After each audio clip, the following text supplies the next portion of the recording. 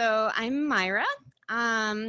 Thank you so much to the Creative Mornings team, to Nathan and Bridget, and Treble for that amazing introduction. I also am a Pittsburgher born and raised, and I remember a time when East Liberty was very different. So I hope we get to talk about that. What I'm going to talk about today is language and loss, and rediscovering things that we thought were lost. I work at Duolingo as a community specialist or community manager. So by way of introduction, whenever people ask me where I'm from, I wish I could show them a diagram. So here you are, my captive audience. This is my diagram. I was born in Germany in a small town called Marburg. We moved between Germany and the US growing up. So I moved to Chicago and Germany, and then Pittsburgh, where I went to high school, and then Chicago, and back to Berlin, Germany, and back to Pittsburgh. So somewhat indirect path to Duolingo. But I'm glad it led me here. I actually came to Duolingo originally about 8 years ago as a German language specialist to create the German language course. And I was really impressed by Luis, our founder's mission to establish a tool to combat global inequality through free education. That's kind of what won me over. And apparently it resonated with a lot of other people. So once we had kind of our first 3 courses teaching Spanish, English to Spanish speakers, German, and French, we had this amazing outpouring of people who wanted to help and people who wanted to contribute their skills to teach other people languages for free. So we thought, why not open up our tools and create a crowdsourced platform for language course creation. And that's really how this took off. That's how we're able to teach the more than 90 language courses that we have on Duolingo. A lot of that work is done by volunteers and people who believe in the mission of providing free language education to the world. So I want to get the sad stuff out of the way first. I actually started studying in college environmental sciences. I've always been really interested in environmentalism. I became kind of obsessed with evolution and also kind of being at this time on the brink of many species being extinct, habitat fragmentation, and unprecedented species loss. So similarly, we're at a time where we're losing not only biodiversity, but linguistic diversity. By some counts, we're losing 1 language every 2 weeks, which is really just, it boggles the mind. So that's something to keep in mind, I think, in terms of our theme today, loss and lost. We've lost a lot of things. We've lost a lot of languages, and every time we lose a language, we lose an entire worldview.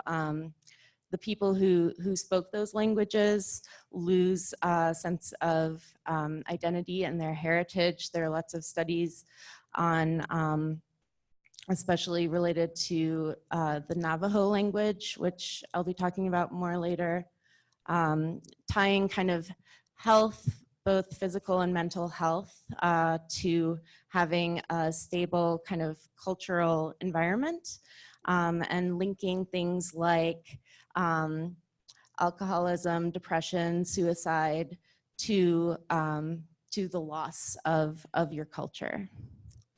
So it really is kind of amazing how many languages today are vulnerable, and how many languages are kind of on the brink of extinction.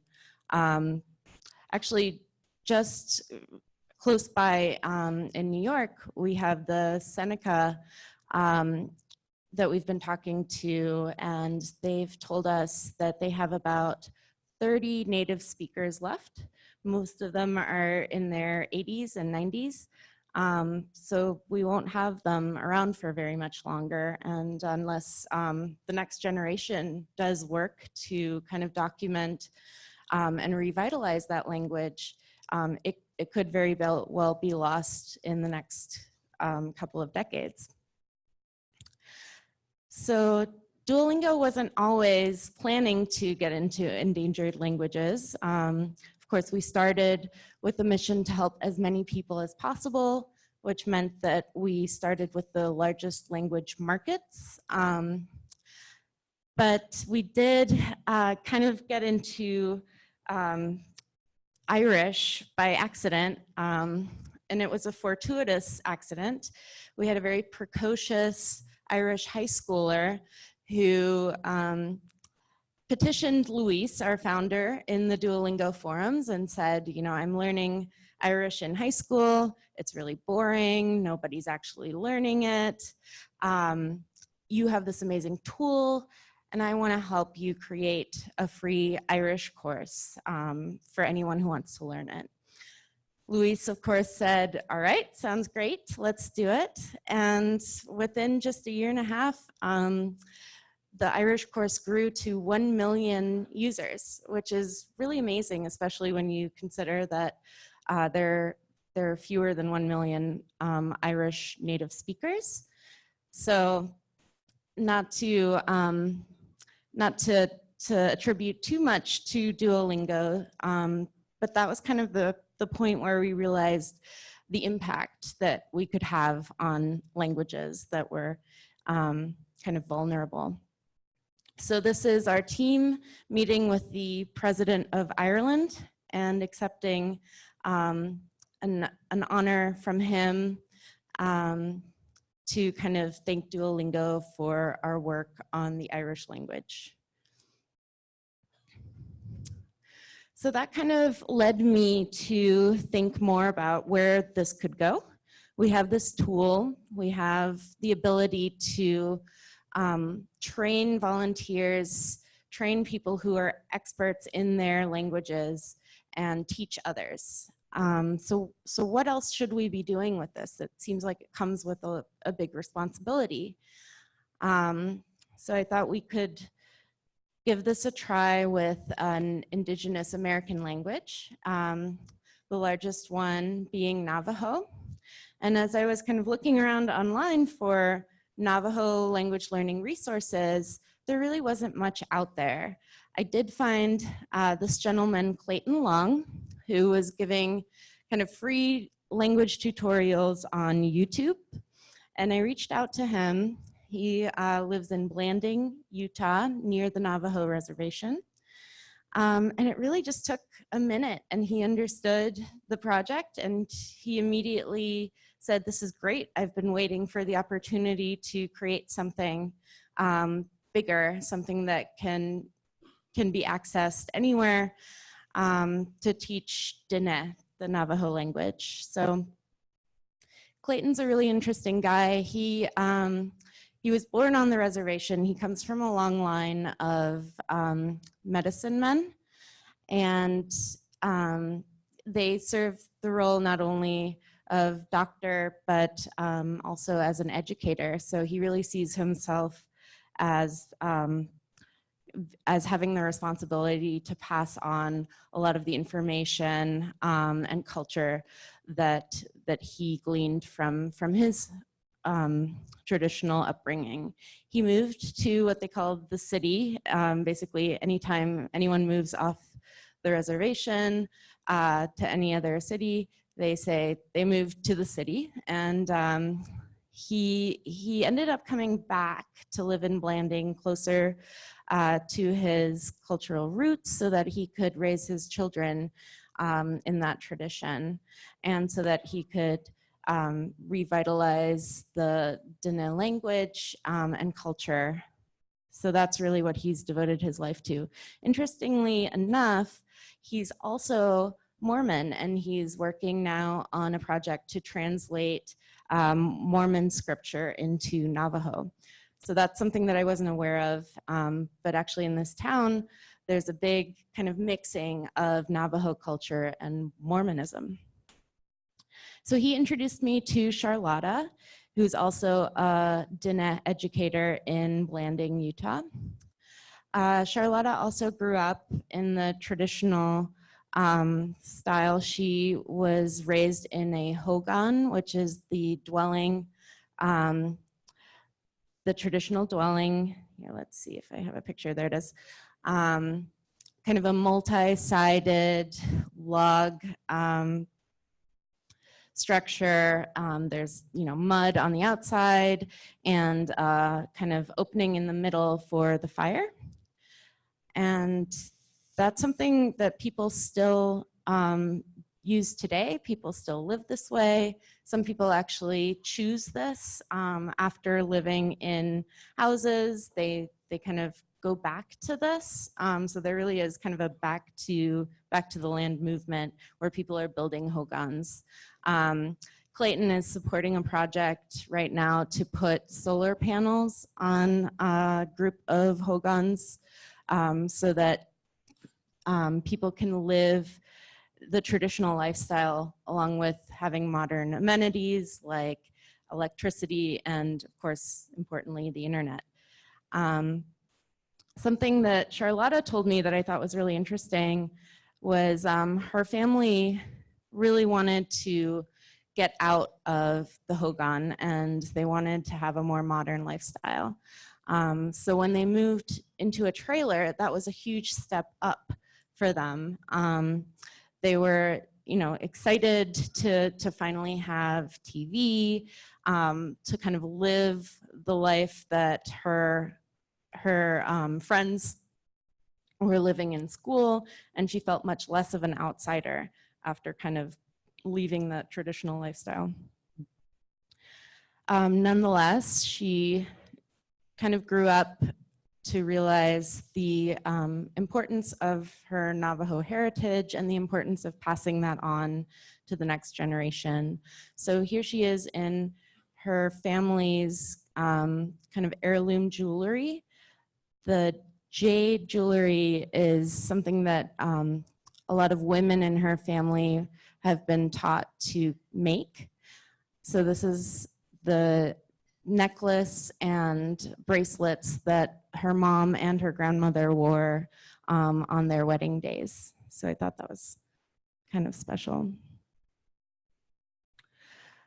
So after talking to Clayton and Charlotta for many months and kind of discussing what a Navajo course should look like, we decided to involve the rest of the community. So we wanted their students to be a part of this project. We wanted the students' families to be involved. We wanted the native speakers, the grandmas, the parents to kind of work together with the younger generation to put together a course.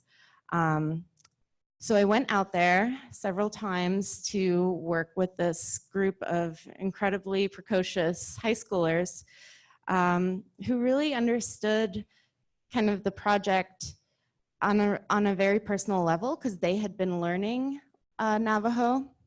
And we asked them, what would you want to learn first? If you had the power to kind of rearrange your curriculum, what would you want to teach? How would you want to learn? And then they brought in their families.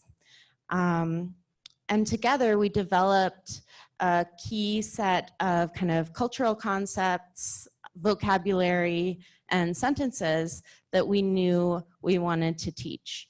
Now, when you go to Duolingo's Navajo course, it's still very small compared to our other courses.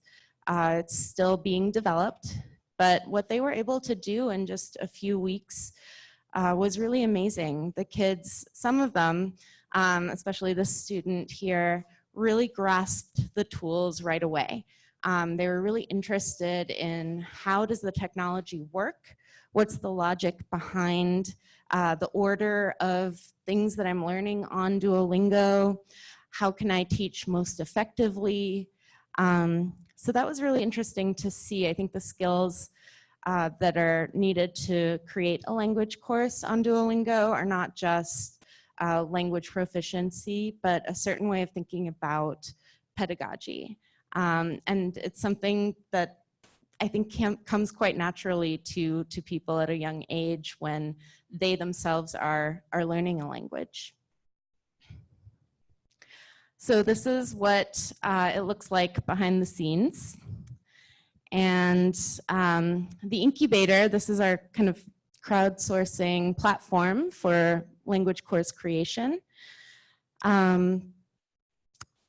The Incubator breaks things down. So if you see Duolingo as a user, you have these modular units, these skills that you're going through. You're being asked to translate sentences. You're being asked to listen and write.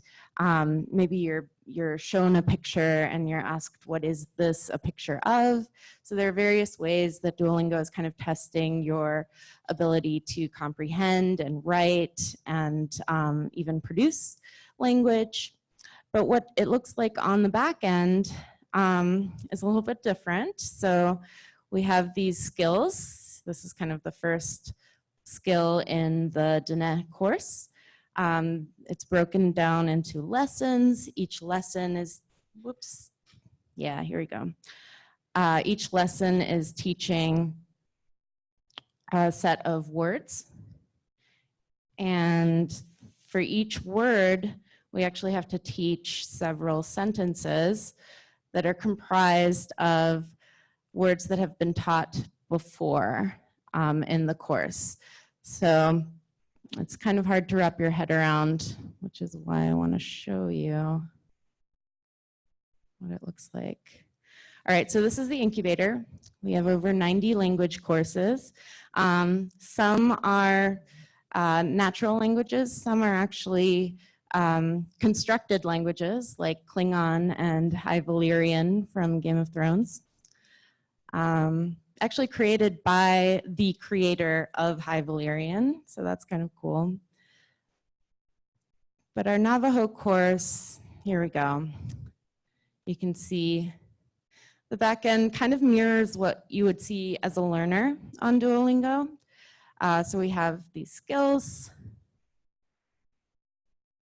and the data is broken down, as you saw earlier, into kind of phrases or words, and then a minimum of kind of 3 sentences per word.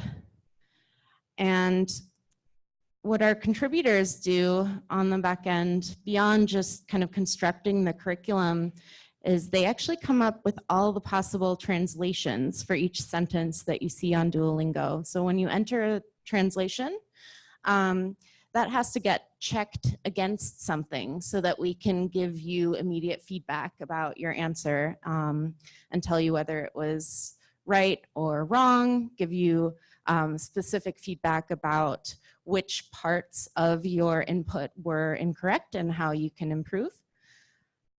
So as you can imagine, for a lot of sentences, there are a lot of ways to translate them. So somebody actually has to sit down and think about how to translate yate, shima, which is hello, mother, but can also be hi, hey, good day, hello, my, mom, mother. So we have this kind of compact form is what we call it, a system to write all the possible translations without actually writing them out, because it really can get into the hundreds once you have a longer sentence, once you get into flexible word order. So this is an example of a short sentence, so there really are only a few permutations, maybe something like 20 possible acceptable translations. And the reverse, translating hello mother into Dene, also has several options. Now what happens when we release a course and it first goes in front of learners is kind kind of what we call the beta process, the beta phase, where we allow learners to give us feedback. And we actually rely on our users to help us improve courses because we know that we're not going to be able to come up with all the possible translations. So a huge part of kind of polishing a course is also crowdsourced. So people can submit things that they think should be accepted. Now in this case, a lot of the suggested translations are incorrect. So for example, hello, mother, mother is not something that we would accept. But early in the course, you really do get a lot of value out of these reports. Let's see. So I wanted to show you guys a couple more pictures because I think those are more powerful than me just talking about the work with the students. The students really blew me away, not only with their kind of ability to understand our tools very quickly, but also in that they were incredibly kind of proud of their heritage and interested in sharing. So there was a big pageant going on when I was there, and they were choosing Miss Navajo. And everyone was really excited about this. Miss Navajo isn't only based on, it's not just a beauty pageant, it's based on your skills. So you demonstrate having mastered certain dances, being able to cook. There's actually a slaughtering of a goat and naming the parts. Cultural tradition involved in this. So this student had been Miss Navajo in previous years. She was giving her crown to kind of the next generation, so she was feeling kind of bittersweet about that. But she was really excited to work on the Duolingo course, and she kind of brought out her textbook and said, here are the things I like, here are the things I don't like, and I think we should definitely start with your clans. So an important part of the Navajo worldview is actually your family, who you're related to, and the clans are identified by where they're from. So they're the mountain people and the river people and the plains people. They have different colors that are associated with these clans, different animals as well. So they have these connections with kind of a frog is an embodiment of your ancestors. So when you see a frog on the road, you say, hello, grandfather. And those were the kinds of things that the students thought were really important to convey early on in the course. So that was really interesting. This is another student who really impressed me with her ability to kind of understand our course creation tools and the Incubator. For a lot of adults and even linguists and mathematicians and computer scientists, it can be really hard to use our tools. It takes a long time to kind of be trained and learn to think in the way that you need to teach a language within Duolingo's technical constraints. This is us in a session after school in the library. She's also wearing her traditional family jewelry here. And after kind of working on this course for 2 hours after school, she said, I have to go now, I have to go home and take care of the farm. And what I realized was that these kids had a lot of work outside of school.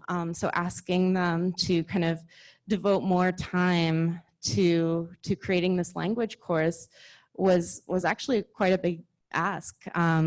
They travel pretty far to get to the school, and then after school they go home and they have their chores and they have to take care of all of the animals and they have to make dinner. So for her it was really an act of, I think, love and passion. And she kind of opened up and talked about her other hobbies. So she's actually also an amazing seamstress. So she made her clothing here. You can't really see it, it's a little dark. And she competes in dancing and singing competitions and has won many awards there too. So this is Miss Navajo. She, in addition to being able to kind of slaughter a goat and make the traditional recipes, sing the traditional songs, dance the traditional dances, she then went to the local powwow, which is kind of a big deal. It's actually something that attracts lots of different tribes nowadays. They come together to celebrate, and it leads to a really interesting fusion of tribal cultures. And this is her speaking with Russell Bagaye, who was the previous president of the Navajo Nation, about Duolingo, actually, and about the importance of preserving the language. So he was really thrilled that she was working on that with us. So this is, let's see here. This was a video. I'm going to skip this one, but yeah, of course, the families are super involved in this whole process, and it's kind of one way that the older generation passes on their traditions to the next. Something else that was really interesting to witness was the music class. So this is the kind of traditional Navajo flute. In the past, these flutes were made by hand, and they weren't calibrated to each other. So each flute kind of had its own tonality, and you would play the songs, but it could be in any key. So that made it hard for people to play together. There was a kind of very talented musician.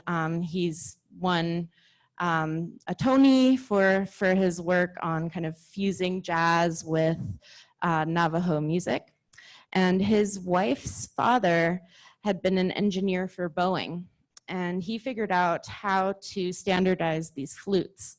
So he, using kind of woodworking technology to create standard flute sizes, he was able to come up with a model for flutes, and he's made all of these flutes himself.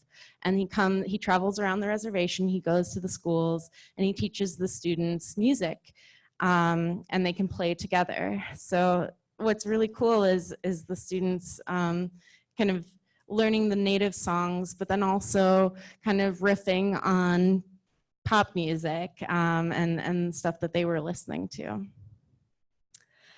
We also visited the younger classes. So this is the elementary school, where you can see, the Navajo kids are learning Navajo, but the Mormon kids too. So it's a really interesting kind of mixing of cultures. So this is kind of funny. Once our Dene course was released, the headlines were kind of Navajo language meets millennial technology. But it's really not that far from the truth. And I think it really gets at what we're trying to do. And it gets at Clayton's vision of kind of bringing the information, bringing the language to a place where the next generation is hanging out anyway, which is online and on their phones. So this is another picture from the powwow. And yeah, what I'm really looking forward to is your questions about Duolingo, about anything I covered, and also just kind of talking about things that have been lost that maybe are being rediscovered, because that's kind of what I took away from this project.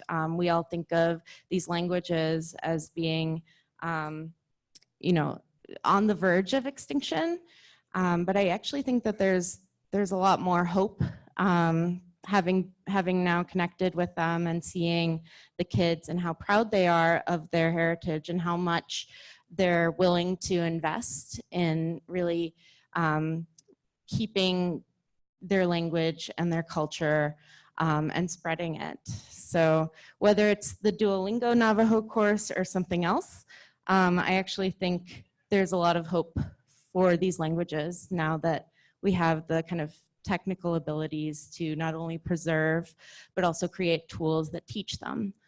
Yeah, that's about it. Thanks.